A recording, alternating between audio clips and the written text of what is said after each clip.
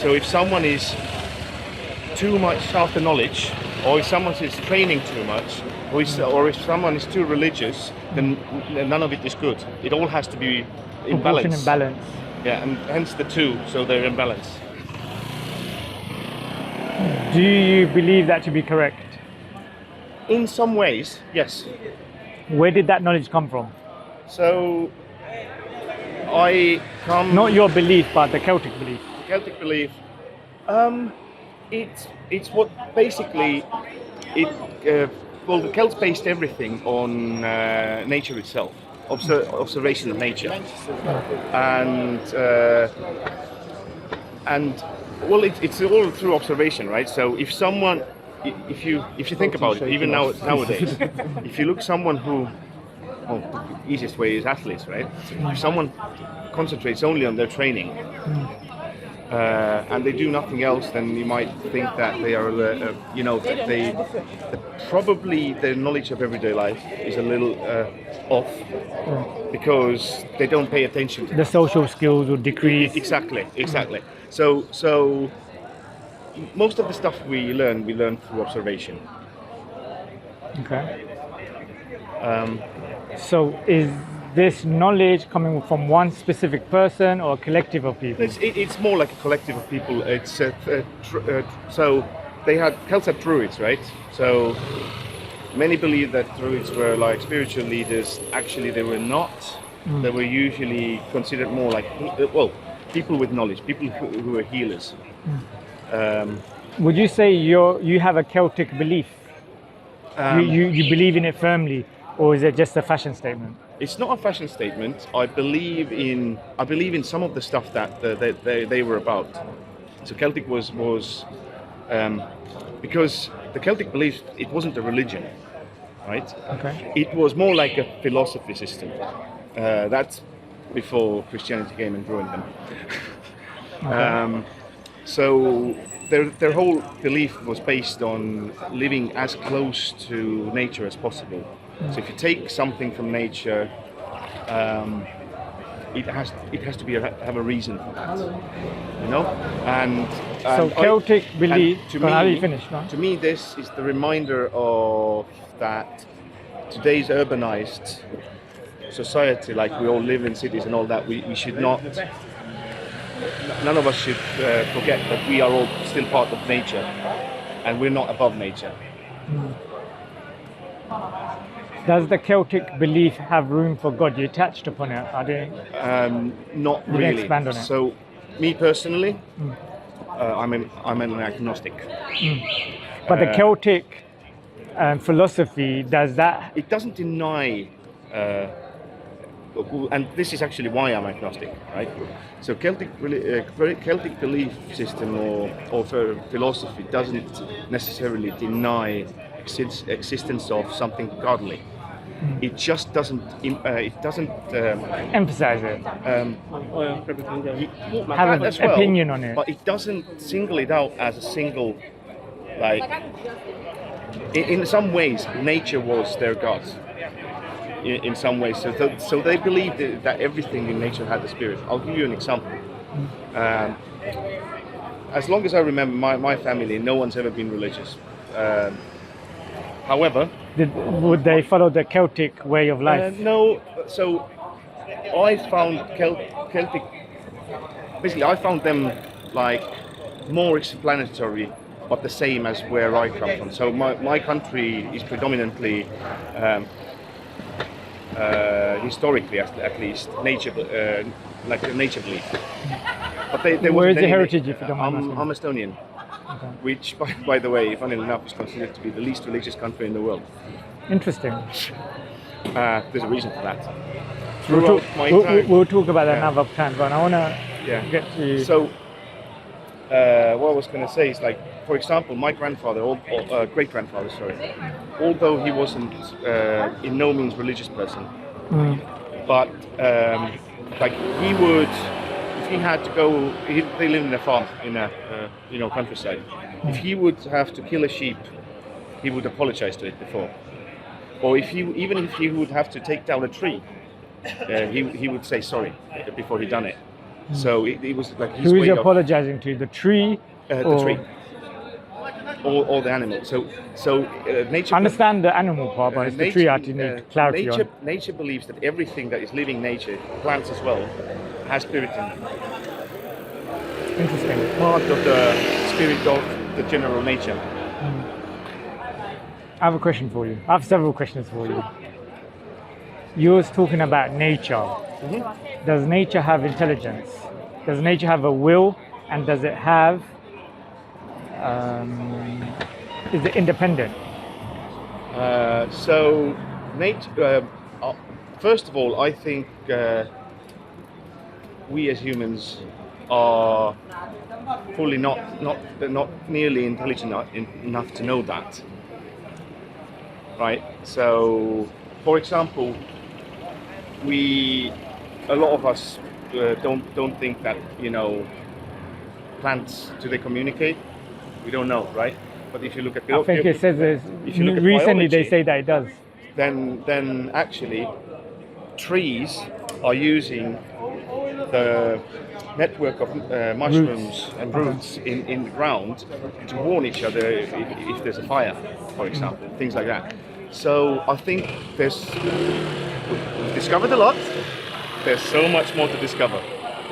I don't. So I was going to say the reason why I'm an agnostic. Right? I don't deny the existence of the possibility of the existence of a godly power, but I personally, well, and no offense meant, but I personally don't care. And there's a couple of reasons for that. First of all, I find it very, very hard to believe that there is a single personified God, because an all-knowing power would be, in my opinion, would be absolutely incapable of having a conscience. Why? Well, if you look at the world, right? Like if a single God, if it is like every religion that believes in a single living God, what they say is true, then that means that God should be everywhere and in every time at the same time. Like, that's not what Islam teaches. It's like it is everything, right? Yeah. I think what we need to do is be clear that we don't conflate other religions and other beliefs. So Islam has a very unique concept of God, and there's no pantheism, there's no kind of God is everywhere. Yeah? Islamically, we don't believe God is everywhere. We believe God has articulated to us through a perfect, unchanged, objectively true, objectively provable book that's been preserved, stating where God is, and God's names and attributes, so we can understand God's capacity and capabilities and kind of fathom, get close to God in that sense. So we believe God is uniquely one. God is self-sustaining, eternal, independent, doesn't have offspring, nor was he born, and there's nothing equal or comparable to God. So I think we need to be quite clear, because most religions, we have overlap, but we shouldn't think that the overlap means that they're uniquely the same. Well, okay. So from your understanding of God, and I would say I agree with you, because like I said, what you've defined God to be everywhere at all times isn't the definition of Allah. Okay. So the way I see it is like, do I believe that there is divine power or power bigger than us? Yes, I do. Okay. Do I believe that I have to explicitly follow it or give a name to it? I don't. Okay. I don't feel the need. I don't really feel the need to, and I also don't think it's my place to do so. Should there be some, I don't know, divine interference in my life that proves me wrong? Well, I'll cross that bridge when I come to that. How would you know when you get that divine intervention or obstruction? In all honesty, I wouldn't know until So maybe until it it's happened, but you just haven't recognized it. Because if you can't define what it would look like, how do you know you haven't experienced it? The thing is, if it that depends on how you define a divine intervention. Because if It's how you define it. Because I define it in a way that if a divine intervention is something that happens that you cannot misinterpret it in any other way, you will know it then. If it truly is divine, then you will know it no matter what you believed in before that. What if I was to say there is a objectively true, objectively verifiable scripture that's been preserved over 1400 years with no contradictions in it, but you just haven't made time to read it or connect with it? So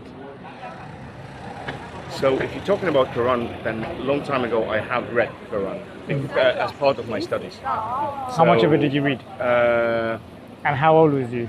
And do you not believe that if you read more of it, if you read the exact amount you read then, now you'd have a different worldview and a different, you come from a different lens, a different understanding, and it would have a different effect on you. Maybe profound, maybe not. No, so I read it as part of religious studies in the university because we were supposed to, because because it was what's called comparative religion. Yeah. Because it's part of philology and and because I studied philology, you cannot. What's philology? Philology is a study of language through culture, but religions are part of culture. Interesting. So you can't truly know a language if you don't know the background of where that language has come from. And the influences. Exactly. Because the mindset of the people whose everyday life makes that language happen has a very big influence on how that language can be conceived. So, and because most European languages have come from some religious backgrounds, to truly study that language, you have to also know what they believed in at the time of forming that language, if that makes sense. So tell me what Islam believes in, because unfortunately you fail to define Allah. So what's the belief? But honestly, I won't tell you word for word because I loosely, obviously been a number of years, but from what you remember. Well, to me, it's the same. It's in some ways the same thing. Is that basically it's actually very similar to Christianity as I've understood. That the main principle is that we are all basically born as sinners, and Islam doesn't have that concept at all. We completely reject that. Okay. We don't believe in the original sin. We believe that's good. Yeah. But the main thing is that to get to afterlife or to paradise or however. Yeah, paradise. We believe in paradise. Okay, yeah. So you have to try and live as was taught, basically. In the Quran and yes, the example of the Prophet Muhammad. Yes. Now, here's my problem with most religions. Please. I believe that for a human being to be a truly good person, religion is not necessary for that. I would argue you're incorrect. I have quite a few Muslim colleagues, and we've had countless of talks about that. And have they told you that through your worldview, evil doesn't exist? Because you can't define it. There's no such thing as objective evil. There's no such thing as objectively good. There's no objective morality because it's all subjective. So without God, without having an anchor for objectivity, then it's all subjective, isn't it? But So good and evil is subjective.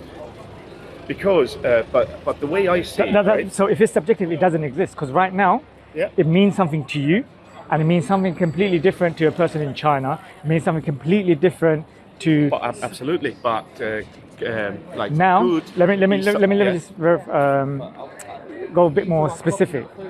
If you guys have contradicting views, then how can you both be right? Well, that's. I'll give where- you my prime example. Yeah, studied this in criminology. Eating a stillborn baby. What's your opinion on that? Let's go to a restaurant in China and eat a stillborn baby. Would you like to join me? No. Is there anything wrong with it?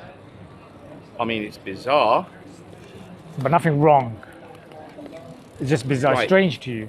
Because It is strange to me, the point I'm trying to right. make is some people are a bit more emotive about it, so they'll be like, no, that's wrong. We can't eat a stillborn baby.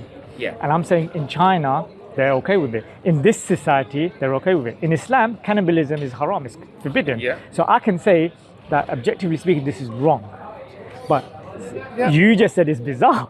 Yeah. So right now, the thing if is, there's nothing right. else to eat, let's no, go. No. So the thing is, the reason why I said it's bizarre, and I didn't say it's evil, is because the way I view evil, right, is that I am looking at from the perspective of, for me to be good, for me to be a good person, is for me to treat everyone else around me like I would like them to be treated. Yep. Like I would like them to treat me, right? So them having that bizarre tradition, right? Can I just pause you for one moment? Yeah. There are some communities and some societies that don't have a concept of consent. Yeah. There are some people who don't see anything wrong with rape. Yeah. So right now, what you've just said breaks down very quickly due to the fact that they will treat you the way they want to be treated because they don't have an issue with rape. They don't have This is my definition of evil. Like if someone is going to do to me, right? Or if. But how am I meant to know what you don't want me to do to you? Well, Does that make sense? well, You might be wanting to commit suicide. Life's getting too hard. You want to jump off a building. And then I see you, I'm like, okay, so don't do it. And I run upstairs and I grab you. And then I've just prevented you. Oh, yeah. You know what I mean? Yeah. You might want to have unprotected intercourse. And I might say, look, sir, at the end of the day, this is could lead to pregnancy, diseases, and societal breakdown, and so on and so forth. Does it make sense? So who am I to interject? But I don't think I. Do you concede that from your worldview? I don't see the need to interject other people's life particularly. So. No, I'm saying I don't have the right to interject. However, if I did, because I'm doing what's right to me, and now what's right to me isn't right to you, isn't wrong to you. I feel the need to stop you because that's my morals, that's my perspective. You have your morals that says there's nothing wrong with it. We have contradicting morals. Okay, Who has the right? So now we're talking about morals. So what I was saying was about evil, right? What I mean is like, when you were talking about the stillborn baby, right? To me, it comes from a moral perspective. Yeah, but it's not morality in regards to evil. For me because it was no one was harmed doing this. Yeah. So rule number one for me, and I don't need and I don't need religion for that, is that do no harm. For example, personally, and a lot of people I work with disagree with me. But personally, I am in explicit belief, right, that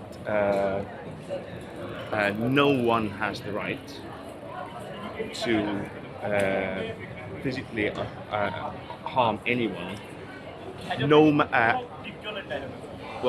matter what, apart from to protect one's own life.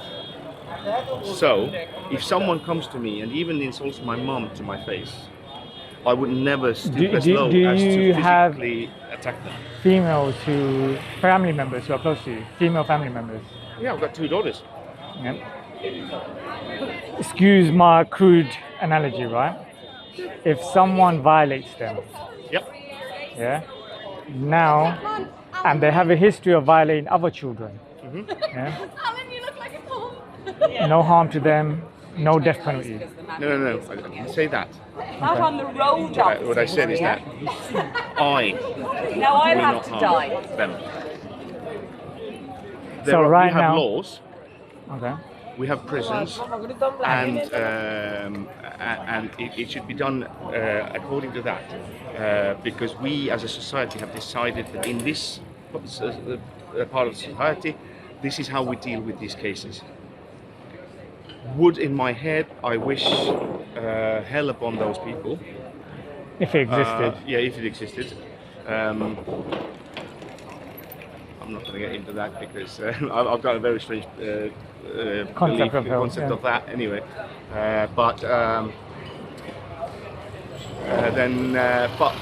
would I act upon it? Would I believe that I have the right to harm them back? No. That's an interesting position to hold. The only difference is if I'm in a position where I see it happening and I have in my power to stop it from happening. That's the only, to me or my loved ones, that's the only time, like I said before, for my own protection. No one's harming you. But not in a preventative way, right? So I'm going to put a Nah, full. then it would be. I'll let you finish. Then it would be okay, but only then. I'm going to put a full stop to this conversation very quickly. I'm going to wrap it up because, to me, more important than this is concept of God and theology. But I just find it interesting how you're willing to submit to man-made laws to protect you, which is by its nature subjective and will change over time. So in this particular country, that's and the the country, reason why I'm willing to put myself into protection of that law, because can you guarantee me in 500 years' time rape won't be legal? no, but the thing is, And you're okay with that? Hence, I don't want to continue down this rabbit hole. Yeah. I want to ask you a question. Where did the universe come from? I am a big believer of evolution, thus Big Bang, and I do not believe creationism. Okay. Now, you should be learned enough on this subject to know evolution and Big Bang are two separate things. For evolution, you would need single-celled organisms to divide. The universe, that's why I asked the question, not where did man come from, where did the universe come from, where did matter come from, so I don't get dragged into a conversation pertaining to evolution. Yeah, okay. So my question to yourself, what caused the Big Bang? If you believe that's the cause of the universe. So I am not an astrophysicist. I have not learned into that. There's, But then, okay. but I do believe science more than anything else. I would say I believe in science, and science is subject to change. Yeah, it can be wrong.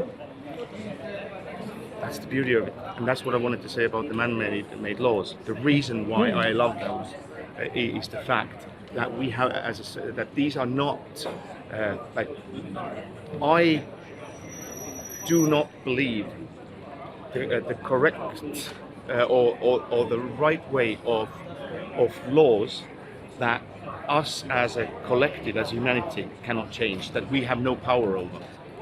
That whole concept to me is wrong. No, fair enough. I'll be honest with you. So because I love the beauty of how human laws over time have become better. You think so? Yes, if you think about Subjective again. See, I don't want to get into this subjective conversation. if you look at Roman laws, they were horrible, but they were the first In one. your opinion? Well, I think most of the Roman slaves would have agreed as well. The Roman rich people obviously would not agree with me. Who's to say who's right, sir? Who's to say? Doesn't make sense. but this is the beauty of being human, is that I have the right to be wrong, and I have the right to learn, and I have the right to change my mind about things. Do you have the right to be wrong? Oh, absolutely. You have the right to be verbally wrong. If you're being wrong leads to breaking the law, you don't have the right. Your liberties will be taken away. But let's not go down that road. So, what caused the Big Bang? Right now, why do you believe that that's a theory or that's an element of science that you should subscribe to? Because at the end of the day, you may not be a physicist. However, I've spoken to many physicists, and they can tell me to the very moment the Big Bang happened, but they fail when it comes to how it happened, what caused it. So there's a mystery there. Okay. So I would argue, and this is my claim, it's more logical and rational to believe in a creator than to believe something came from nothing. No, right. Okay. And this is where we differ. And this is why, like, for me, like, Do you believe something can come from nothing? I believe that, like I said before, I'm not denying that the possibility of a divine energy. Do you believe something could come from nothing? Well, no, not entirely. But however, So you agree to one part of my claim that something can't come from nothing? yeah. But in that case, where did God come from? Good question. Because something can't come from nothing, That's fine. right? And I'm happy to respond to that. Yeah. And it's not the first Yeah. time I've been asked that question. Yeah. Does it make sense? Trust me, I believe you on that. Like, It's rare, but it is actually an interesting question. oh, Does it make sense? thank you. Brother, can I give these to you? So, Well, what I wanted to say is that I'm not saying that science knows everything. They definitely don't. However, and if you ask me, like, if there was anything in the Big Bang that could have been divine or godly, right? Then I'm not going to deny that because I don't know. Again, what I don't it's a believe, massive leap of faith to believe in the Big Bang. what I don't believe in, and I absolutely cannot see any way to believe in, is a personified God with a conscience. We're going to get there. I very much doubt. 'Cause the fact of the matter nearly is- 40 years old. I've had The fact of the matter is, experience sir, with many. I could address this, but I think we need to build on a strong foundation. So I'm working on the foundation, because the fact of the matter is, you're rejecting an element of God. You don't even have good reason to believe in God. You haven't even defined God, yet you're rejecting it. Yeah. Hence, before I'm trying to negate, actually see the basis of your foundation of belief, of regards to the logical premises that's required to actually build a foundation that, look, it's more probable, it's more likely, it's more reasonable to believe in a creator than not to. Hence, I've asked you, can something come from nothing? Now, I And then you ask me- I want to mention one thing again. Like, it's not that I don't believe in the possibility of existence of God. Like me as an agnostic, my honest opinion is that I do not know whether there is a God or not, but I don't care. No, that's fine, because at the moment, I'm not even making that point. I haven't even got to God. Yeah. Makes sense? It seems like you're sidestepping the question in regards to something comes from nothing. So I'm just, like, after this, my next question is going to be, did the universe create itself? Because the fact of the matter is, I want to see if you thought about this subject enough, but in regards to where the universe came from, to negate complete the existence of God. Now, how you define God, if God wants to be worshipped, if God's worthy of being worshipped, so on and so forth. We're going to go into that. That's a more layered conversation, nuanced conversation. Do you mind if I smoke? No, go for it. But No. I'm curious to know if you believe something can come from nothing. I don't know. I would say as much as that. Yeah, go on. I would say as much as that. In like we don't know enough yet scientifically to say where matter came from. So it's not my question to answer, to be honest. That might be a question. So you don't. No, never have an answer to. No, it's unfair to say that. You can say that you don't know, but yet you still haven't answered my question. If something can come from nothing.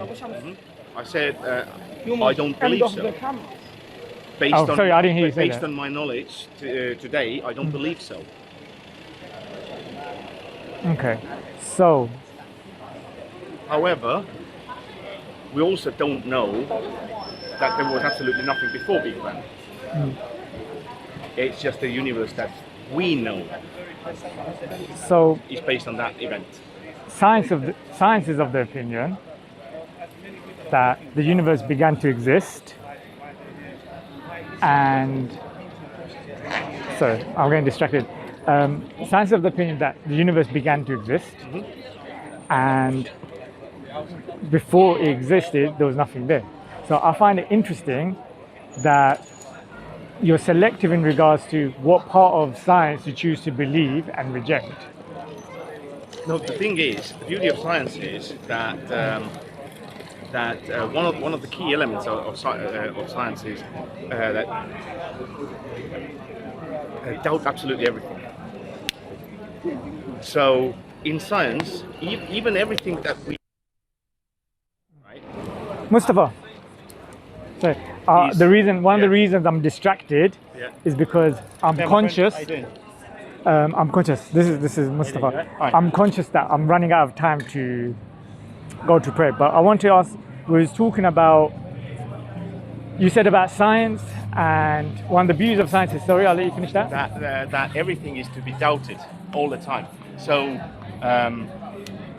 I'm sorry to present it that way. No, that's fine. But I remember seeing in an interview. I think it was in Oxford University, but Union, Oxford Union, and they had this interesting thing. It's like one of the biggest differences between, and I don't know if that's true, by the way, from the religious side, but one of the biggest differences between the religious arguments and scientific arguments is the fact that religious arguments people don't want them to be proven wrong, and scientists hope to be proven wrong, because every time something in science is proven wrong, that means we've learned another lesson. We've gotten closer to the truth. The science is always open to being falsifiable, you see. That's the essential point.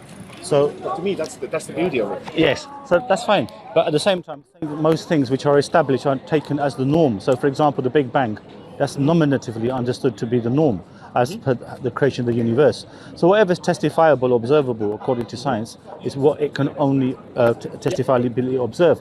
But when we come to more like complex matters like the universe itself, how the universe came into existence, that's something that currently science cannot answer. So we go into the realms. So we go into different realms here, the realms of the metaphysical, and then looking at the possibilities through various reasoning and applying logic. So, for example, we as theists, we believe that the universe has come into existence by some supernatural event, which is undeniable. I don't think even an atheist can deny that when the universe came into existence, as science purports to, then something metaphysical has occurred, which is beyond our realm, and a supernatural event has occurred. Of that, there's no dispute. And I do not disagree with that. Yeah. So by proxy, what we say, we look at the very definitive terms of what. Sorry, I need to go and pray. Yep. Hopefully you're still here when I come back. I will be only 10 minutes. If you're not, you're not. I would say one question that I didn't answer in regards to where did God come from. That's simple enough. Brother will address it. And we spoke about morality. Leave that to one side. But what's your name, sir? Seem. Ridwan, and to be continued. And I haven't offered the gentleman seen a Quran, so please do. Yeah, inshallah. Hopefully see you on another Friday. Yeah, Yeah. maybe. Okay, so I mean, continue. yeah, we will do.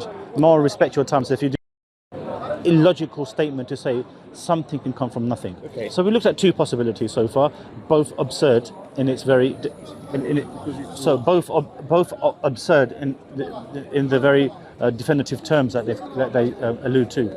Okay. Then we look at the other possibility that a universe has eternally existed, which is something which was a prevailing understanding over here in the West or in the world in general, that the universe was eternal. But then that became somewhat of a redundant thought, particularly with the various understanding of the red heat shift and the Edwin Hubble telescope experiment of 1929. I'm sure you're aware of all these things. So it showed us that the universe came into existence at a particular point. So then it begs the question, okay, if the universe came into existence, that it could not have always been eternal. And what we learn is hydrogen, helium, and all the various elements or particles, atoms, neutrons, protons. When they came forth, there was a point that these elements did not exist. So it had to be some sort of energy which was then profounded by a creator who has then set this all in motion, you see.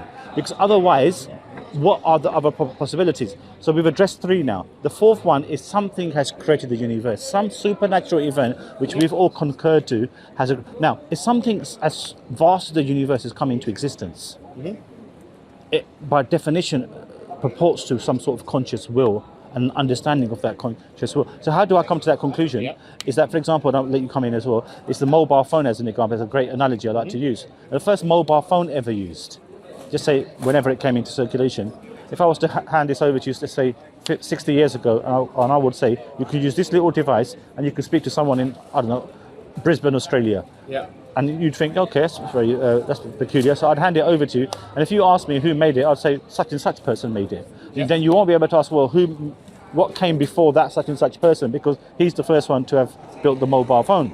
So hence by proxy, what we say, a creator is analogous. A creator who is independent of the universe. The universe is dependent of parts, and it's a compilation of parts. So, and everything which is contingent, which the universe is dependent upon something else. So something has to be independent of this set of independent things, which is by necessity an independent entity. And hence it cannot be any other way. So the universe, for example, the sky could have been, I don't know, purple. But the fact is this way, as opposed to any other way, necessitates that it has to have something which is a fundamental independency of that particular juncture. Does that make sense? Well, it makes sense in terms of I understand what you mean. I don't necessarily agree with it totally. Which particular points did you say? So, first of all, I absolutely, I would say flat out refuse to, or like fail to understand how it is possible that something like the creation of universe was out of intent. That's like I can't see how that can be possible. And the other thing that I was telling your colleague, or what I personally believe is, I don't deny that the possibility of existence of, let's say, divine power or godly power. What I refuse to believe is that there is a conscious entity, a personified God as such. No.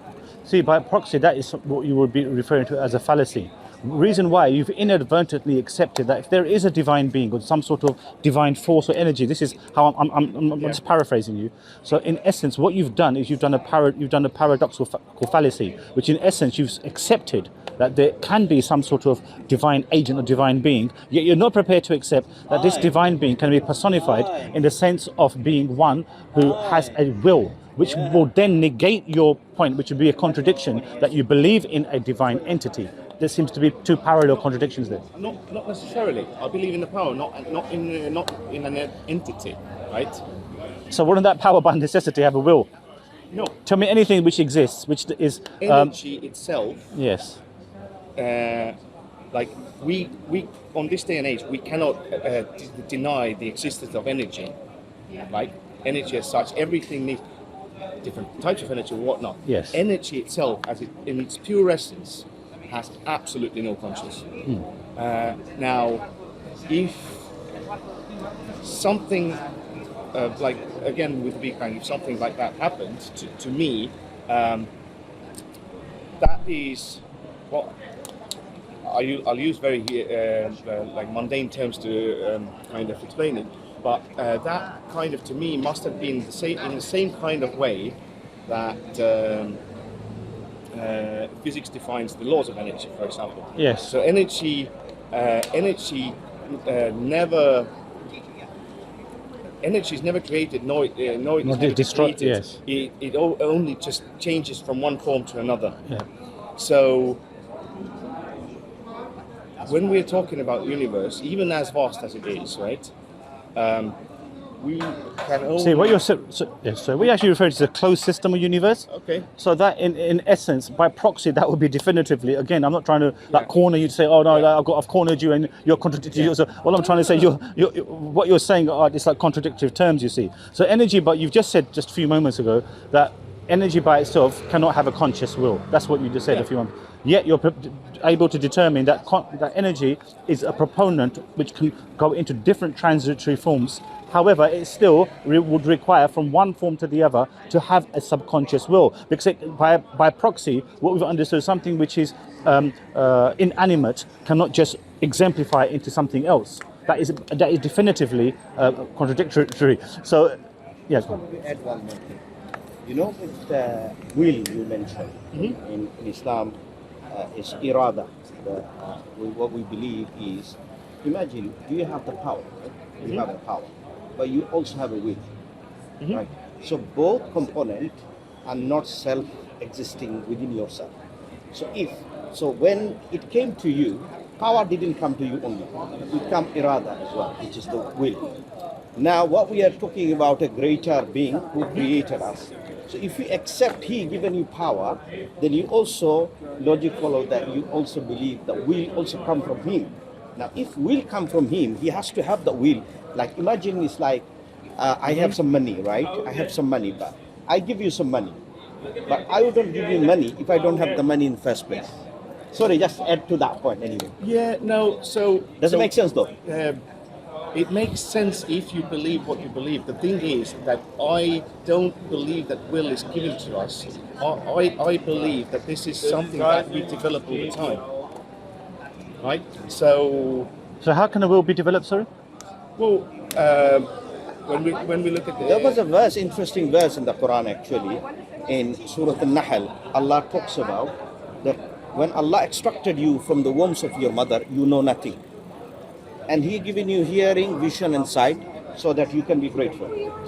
If he says that okay, when a baby, at that moment we do not have the conscious agent developed. We have that tendency was given, but it was not developed. If you say on that realm, we agree that yes, as a baby we don't have that, but gradually develop. But now imagine you have to have the structure and the structure development. So the structure in the baby form, it was there willful, all of these, you have eyesight, you have earsight. But if you look at a babies, eye blinking, if you look at 30-second or 50-second count, if you do a timer, you will find maybe 2 or 3 times in a whole minute. But as you look at, so why? Because the gradual development, so activity of the body start develop. As a baby, straight away it doesn't move. But it doesn't mean that, but if you look at the feature of the baby has 2 legs. And that 2 legs strength develop over the time, just the way will also develop. Does that make sense? Yes, absolutely. Yeah. So no, that's fine. It's a good point. Yeah. It's analogous to the point. So going back to the point where you were making in terms of the energy. So the energy, therefore, is inanimate. Is what you clearly said, unless you want to suggest something else. So basically, what I meant is that what we call or what we maybe can call divine energy. For example, when we come back to Big Bang, right? So we don't know what was before Big Bang. Yes. So the creation of universe, which is so vast and big for us, right, can actually be just again, let's for the lack of better name, because us humans we don't know enough. for the lack of a better name, let's call it the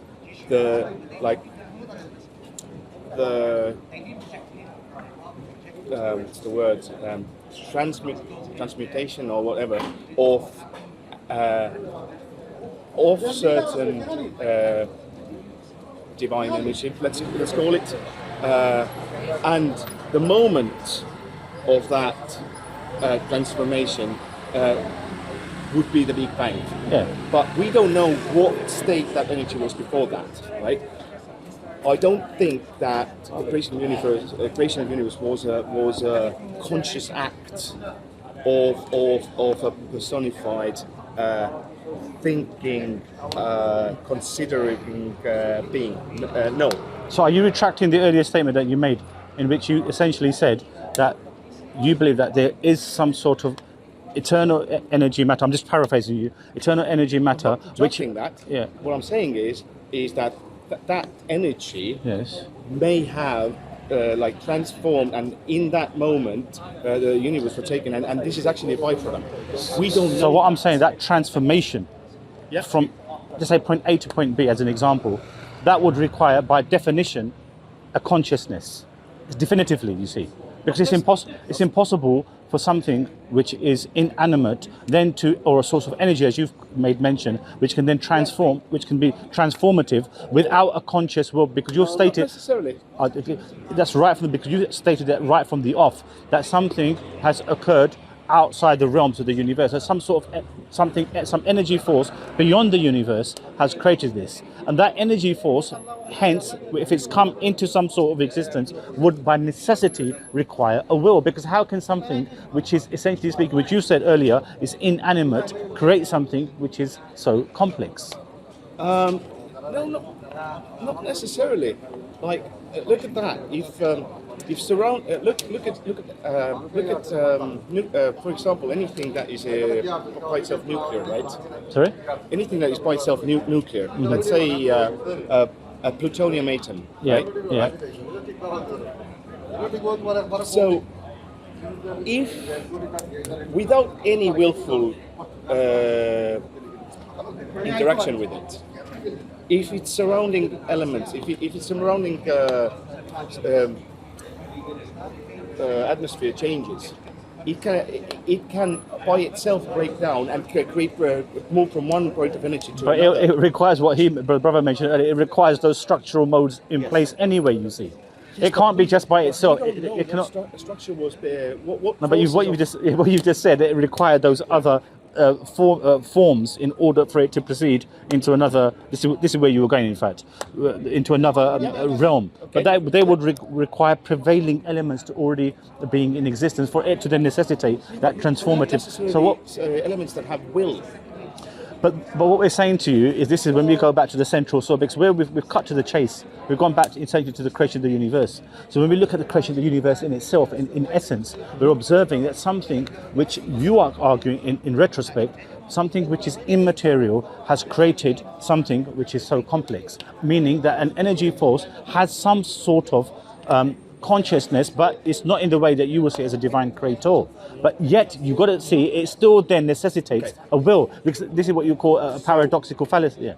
I have a very specific theory of my own to all of it, actually, that me and my university mates, we kind of not developed, but based on other stuff. And then I think one of the people, and I'm sorry, I'm smoking again. No, that's fine. One of the people from the past, one of the teachers of the past that I have a very big respect towards is Plato. Now, Plato argued that when a human being is born, we are not born as what we call tabula rasa or clean slate. In fact, he said that when you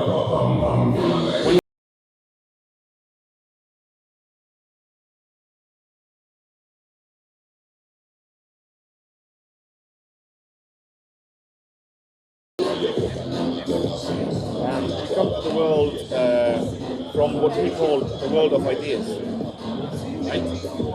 And everything that we learn throughout our life is actually what we remember from the world of ideas, because if you think about what is an idea, right? So anything that exists, whether it is physical or it is immaterial, there's an idea about it, right? Idea in itself doesn't need a thinker. Idea exists whether anyone thinks of it or So not. basically, the same thing. Idea is we can replace with the will. So what idea is to make a plan, so do something. What? Because there's any other way. No, When I say idea- I made What's a plan, what's the alternative option then? Yeah. That's what we want to. What would be the alternative option? Yeah. What I mean by idea itself has no will whatsoever. but the idea is will. No, it's- idea is no, the it's plan. not. Idea is the plan. No, it's not. How do you define idea? So, idea is the essence of everything that exists.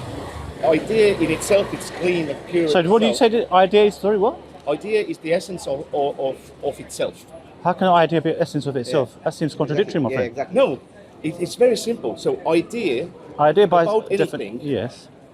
doesn't need a material form to exist. Right. It doesn't even need anyone to think about it to exist, because it's the same thing as like the fact that you don't know that, for example, there's a white stone on the corner of that some street. That doesn't make it less likely to exist, right? Yes. So the whole point is that, and I believe that theists believe that God is the idea. As per the dictionary, is talking about to a possible course of action, so which is the plan anyway. It's a possibility, but not a willful one. It is. Why are you saying? Why is it a willful one? Now it's defining it. So the thing is, right? So We are trying to understand your concept. Yeah, It's very hard. absolutely, Yeah. and So that we can tackle it. Yeah. I am trying to explain this just because when we first spoke about it, I've done it all in a different language, so I'm trying to find the right words to say it in English.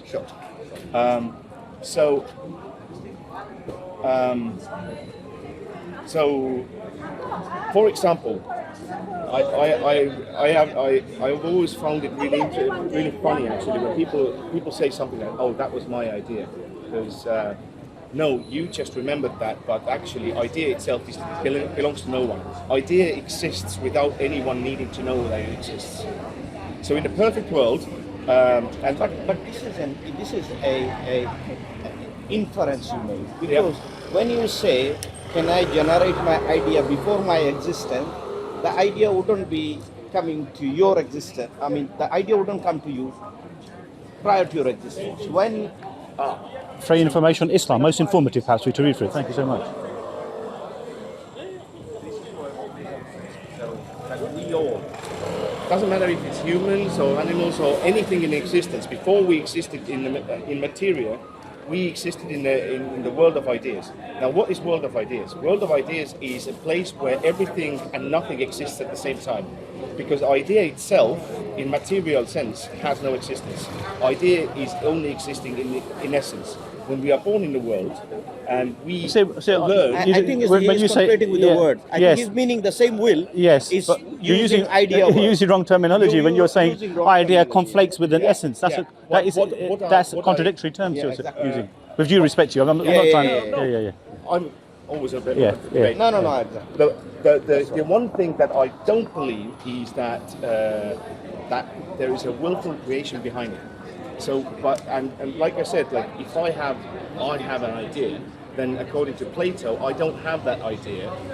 I remember that from when I was part of the ideas. I think in his writing in the Republic, just very last one. Yeah. So in his writing in the Republic, actually, if I recall from my you probably know more than me in regards to his writing, but you extendedly read it. But in his major work, which is the Republic, which you're aware of, he actually does state, if I recollect, that in essence the fundamental requirement of a collaboration of events, which are in essence a presupposition on the part of your understanding of a thought. I wouldn't say that I didn't use that idea in this example, but that thought process is essentially something which necessitates a will. That was his In the material world.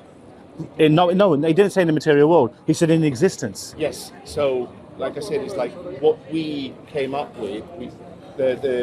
We used. Did you understand my point? Yeah, What I've just made? Absolutely. Yeah. We based it on Plato's world of ideas because it was the wording was right. However. So you carry on. Anything? Yeah, so I think one of the things, it reminds me of one of the Quran verse and how it goes like that. As Allah said, وَالسَّمَاءَ بَنَيْنَاهَا بِأَيْدٍ وَإِنَّا لَمُوسِعُونَ. The heaven He constructed with power. So, do we see power? You know, you say power, energy. Do we see power or do we see the effect of the power?